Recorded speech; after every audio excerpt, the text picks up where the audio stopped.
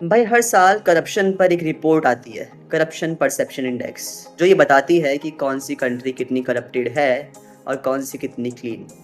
जब last year ये report आई तो इसमें इंडिया की रैंक थी 91st और टॉप पर था डेनमार्क। तो सवाल यह है कि रिपोर्ट तैयार किस हिसाब से होती है।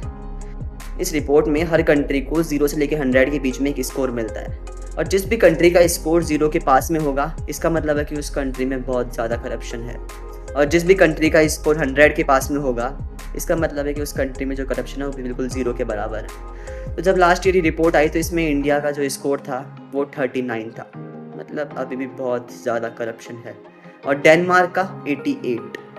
पर करप्शन है क्या? किसी प्राइवेट कंपनी का गवर्नमेंट को पैसे देना ताकि फ्यूचर में कोई कॉन्ट्रैक्ट हो तो वो उसी प्राइवेट कंपनी को मिले, ये करप्शन है। सेंट्रल गवर्नमेंट का किसी मिनिस्टर को इंफ्रास्ट्रक्चर बनवाने के लिए पैसे देना, roads, colleges, flyovers, schools, hospitals. Minister वो सब बनवाते तो है लेकिन बिल्कुल लोकल माल से, ताकि पैसे कम लगे और बचा कुचा पैसा अपनी जेब में, ये करप्शन है। गवर्नमेंट का गरीबों में पैसा बांटने के लिए एक स्कीम लॉन्च करना, पर वो गरीबों तक पहुंचने से पहले ही गायब हो जाता है।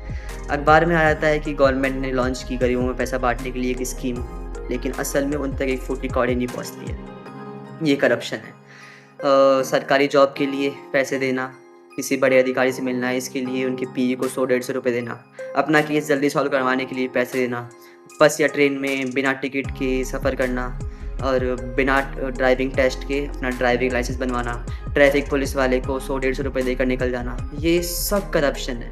हम सोचते हैं कि यार ये बहुत छोटी चीज़ है, लेकिन धीरे धीरे हमारी हैबिट में आ जाता है और हम इसको डेली लाइफ में यूज़ करने लग जाते हैं, और हम सोचते हैं कि सब कर रहे हैं, हमारे अकेले के छोड़ने से क्या ही हो जाएगा।